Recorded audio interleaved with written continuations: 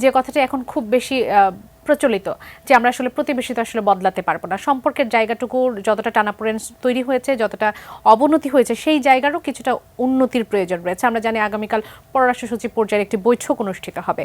আপনার কাছে কি মনে হয়, যারা আসলে বৈঠকে অংশগ্রহণ করছেন, এই বৈঠক, আমরা জানি জনগণের যে পর্যায়ে সেখানেও নানাভাবে ঘৃণা ছড়িয়ে পড়েছে এবং পাল্টাপাল্টি দোষারোপ, পাল্টাপাল্টি অভিযোগ, নানা ধরনের বিষয়গুলো এখানে চলে এসে, অপমাননার বিষয়গুলো চলে এসেছে, দূরত্ব কি কমবে? এই যে দেখুন, আপনি যদি ছোট একটি অফিসেও কাজ করেন, সেখানে যদি একজন মানুষ দীর্ঘদিন আপনার কথাই শুনতে থাকে, হঠাৎ যদি তার আচরণে আপনি দেখবেন না সেও তার অধিকার বিষয়ে সচেতন, হুট করে আপনার ভালো লাগবে না। আপনি এভাবে চিন্তা করলে দেখবেন যে বাংলাদেশকে ভারতের যে দেখা, এই দেখার চোখ দীর্ঘদিন ছিল আওয়ামী লীগ। বাংলাদেশ এবং ভারতের মানুষের মধ্যে যে বন্ধুত্বের প্রয়োজন, সেই বন্ধুত্বটার বিষয়ে ভারত তার কূটনৈতিক ব্যর্থতার পরিচয় দিয়েছে। আসলে আওয়ামী লীগকে দিয়েই বাংলাদেশকে বিবেচনা করার চেষ্টা করেছে।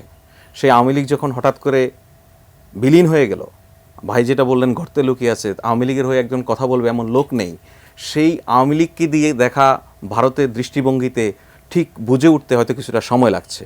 কিন্তু ভারতকে বুঝতে হবে যে বাংলাদেশের মানুষের কালচার, ভারতের মানুষের কালচার অনেকটা একই। এই মানুষে মানুষে যে বন্ধুত্ব, সেটা শুধুমাত্র সেখানকার কোনো দলীয় বা রাজনৈতিক স্বার্থে, ভারতেই আলোচনা শুরু হয়েছে ইতিমধ্যে যে ভারত বাংলাদেশের সম্পর্কের মধ্যে দূরত্ব তৈরির চেষ্টা হচ্ছে সেখানকার রাজনৈতিক কারণে। সো ভারতের মানুষ নিশ্চয়ই এই রাজনৈতিক কারণটা বুঝতে পারে। আরেকটা বিষয় আমি আগেও বলেছি অন্য এক জায়গায়, সেটা এখনও বলতে চাই, যে ভারতের মিডিয়া বাংলাদেশের বিরুদ্ধে যেই প্রবল তথ্য সন্ত্রাসে লিপ্ত হয়েছে, সেই সন্ত্রাস দিয়ে বাংলাদেশের মানুষকে যে উস্কানি দেওয়ার চেষ্টা হচ্ছে, সেটা কিন্তু বাংলাদেশের মানুষ সায় দেয়নি। এখন সেটি প্রতিবাদও করছে, আমরা বিভিন্ন প্রতিবেদন এখন দেখতে পাচ্ছি। আমাদের প্রতিবেদনগুলো তো ফয়জ আহমেদ দেশের বাইরে সেভাবে যাচ্ছে না। যে প্রতিবেদনগুলো ভারতে প্রচারিত হচ্ছে, বিভিন্ন আন্তর্জাতিক মিডিয়াতেও আমরা দেখেছি ভুলভাবে সেগুলো উপস্থাপন হচ্ছে।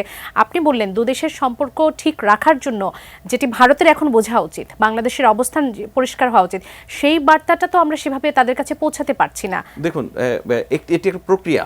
আপনি আমাদের প্রতিবেদন ভারতে যাচ্ছে না, এটা একটা দুর্ভাগ্যের বিষয়। ভারতে আমাদের গণমাধ্যমগুলি সেখানে দেখা যায় না, এটা একটা দুর্ভাগ্যের বিষয়। এটা একটা দীর্ঘদিনের নতজানু পররাষ্ট্রনীতির কারণে হয়েছে। ভারতের মিডিয়াতে আমাদের এখানে দেখা যাচ্ছে। তো এটা একটা প্রক্রিয়া। অন্য প্রক্রিয়া যদি আপনি বলেন, ভারতের এখানে তো হাই কমিশন আছে, অফিস আছে, তারা দেখছে বাংলাদেশের মানুষ, এবং এই হাই কমিশনের দায়িত্ব কিন্তু তাই যে এখানকার মানুষ ভারত সম্পর্কে কিভাবে রেসপন্স করছে সেটা তার কেন্দ্রকে জানানো। সেই প্রক্রিয়া সে নিশ্চয়ই জানতে পারছে। সো আপনি নানান ধরনের উস্কানি যাই হচ্ছে না কেন, এগুলি যে খুব বেশি একটা হালে পানি পাচ্ছে না, এটা বোঝা যায় বিভিন্ন কারণে। দেখুন, ভারত যে উস্কানিটা দিচ্ছে, যদি বাংলাদেশের মানুষ তা বিশ্বাস করত, বাংলাদেশের সংখ্যালঘু বলে যাদেরকে বলা হচ্ছে, যদিও আমরা বাংলাদেশি বলেই অভ্যস্ত, এই সংখ্যালঘুরাও কিন্তু বিশ্বাস করছে না। সংখ্যালঘুদের নির্যাতনের যদি ঐতিহাসিক পরম্পরা আপনি দেখেন, তাহলে দেখবেন যে পতিত আওয়ামী লীগের সময়ই সবচেয়ে বেশি সংখ্যালঘু নির্যাতনের ঘটনা ঘটেছে। আমি এখানে আপনার সুবিধার জন্য একটা ছোট্ট স্ট্যাটিস্টিক্স আপনাকে আমি বলে রাখি। সেটা হচ্ছে, আপনি 2021 সালে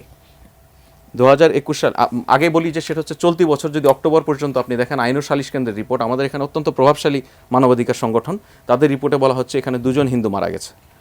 সেখানে 2021 সালে বাংলাদেশে 3 জন হিন্দু মারা গেছে, 2016 সালে 7 জন হিন্দু মারা গেছে, 2018 সালে 1 জন হিন্দু মারা গেছে। তাহলে এটা কোন আমলে হয়েছে? আমি কোনো মৃত্যুকে জাস্টিফাই করছি না, এখনকার মৃত্যুগুলি, প্রতিটি মৃত্যুই গ্রহণযোগ্য না।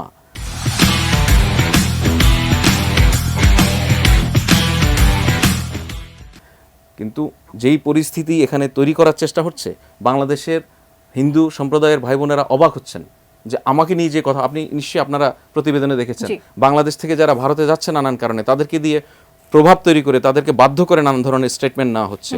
এইটা কোনো সাংবাদিকতার পর্যায়ে পড়ে না, এটা নৈতিকতা না, এটা আমরা মনে করি গভীর ষড়যন্ত্রের একটা অংশ। এবং এই ষড়যন্ত্রের যেই রসদ, সেটা আপনি জানেন যে আওয়ামী লীগ তার ক্ষমতার সময় প্রতি বছর মিলিয়ন মিলিয়ন ডলার এখান থেকে পাচার করেছে। সরকার এই বিষয়ে আসলে কতটা কঠোর এটি প্রতিহত করার জন্য? সরকার প্রতিহত করার জন্য তার সবগুলি মেকানিজম দিয়ে সর্বোচ্চ চেষ্টা করছে। সরকার সেজন্য জাতীয় ঐক্যের আহ্বান জানিয়েছে, রাজনৈতিক দলগুলি এক কাতারে এসেছে বাংলাদেশ প্রশ্নে, ধর্মীয় নেতারা এক কাতারে এসেছে বাংলাদেশ প্রশ্নে। আনফর্চুনেটলি আমার মনে হয় আমাদের গণমাধ্যম এখনও সেভাবে রেসপন্স করতে পারছে না। আপনি যদি দেখেন যে ভারতের মিডিয়ায় বাংলাদেশের সীমান্তে ড্রোন উঠছে, এরকম খবর আমাদের গণমাধ্যমও দায়িত্ব জ্ঞানহীনভাবে প্রচার করে দিচ্ছে, অথচ আমাদের গণমাধ্যমের কাছে কিন্তু সুযোগ আছে সেই খবরটা সঠিক কিনা সেই খবর নিয়ে প্রচার করার। সো এই ধরনের যেগুলি রাষ্ট্রীয় নিরাপত্তার বিষয়, সেগুলি বিষয়ে সাংবাদিকরা যদি, গণমাধ্যমগুলি যদি আর একটু সক্রিয় হয়, আমার মনে হয় বাংলাদেশের মানুষকে সঠিক সংবাদ দেয়া আপনি যে কথাটা বলছে যে ধরুন কথার কথা দিনাজপুরের একটা কথা বলছে, দিনাজপুরের মানুষটাকে কিন্তু বিশ্বাস করানো যাচ্ছে না, কিন্তু এবং সেই তারা প্রভাবটা বলছে যে- ঠাকুরগাঁয়ে গিয়ে হয়তো পড়তে পারে। আমার ঠাকুরগাঁয়ের মানুষকে যদি এখন জানাতে হয় যে না দিনাজপুরে এরকম ঘটনা আসলে ঘটেনি, সেটা কিন্তু গণমাধ্যমকে এই দায়িত্বটা পালন করতে একদম, হবে কারণ বাংলাদেশের অপতথ্য স্বার্থে। তো খুব দ্রুত ছড়িয়ে পড়ে। জনাব নাজমুল আশরাফ, যখন আমরা বলছি যে আচ্ছা আমি হচ্ছে একটু প্রশ্নটা রেখে যেতে চাই, বিরতি নেবার সময় হয়ে গেছে, সেটি হচ্ছে যে আমরা যখন ওই যে অপতথ্যর প্রতিবাদ করতে হবে, বার্তা দিতে হবে ভারতকে যে আমরা আসলে নতজানু নীতিতে নেই, বাংলাদেশ এই অবস্থানে আছে, আপনারা এই নতুন বাংলাদেশকে সেভাবেই দেখতে চেষ্টা করুন, তখন আমাদের প্রতিবাদীদের ভাষাটা কীরকম হওয়া উচিত? কেননা রাজনৈতিক দলগুলোর ঐক্যের কথা যখন বলছিলেন, রাজনৈতিক দলগুলো কিভাবে বার্তাটা দিচ্ছে? আমাদের আজকে বিএনপির অঙ্গ সংগঠনগুলো ভারতীয় দূতাবাসে স্মারকলিপি দিতে গিয়েছে, তারা পদযাত্রা করেছে সেখানে। আমরা জানি আগামী দিন দিল্লিতে যে বাংলাদেশ দূতাবাস আছে সেখানে আসলে আরএসএস সেখানে হচ্ছে ঘেরাও কর্মসূচি বা এরকম কোনো একটা কিছু করতে যাচ্ছে। এগুলোকে পাল্টাপাল্টি আবার কোনো আশঙ্কা তৈরি করছে কিনা সেগুলো নিয়েও তো আমাদের আসলে ভাবতে হবে।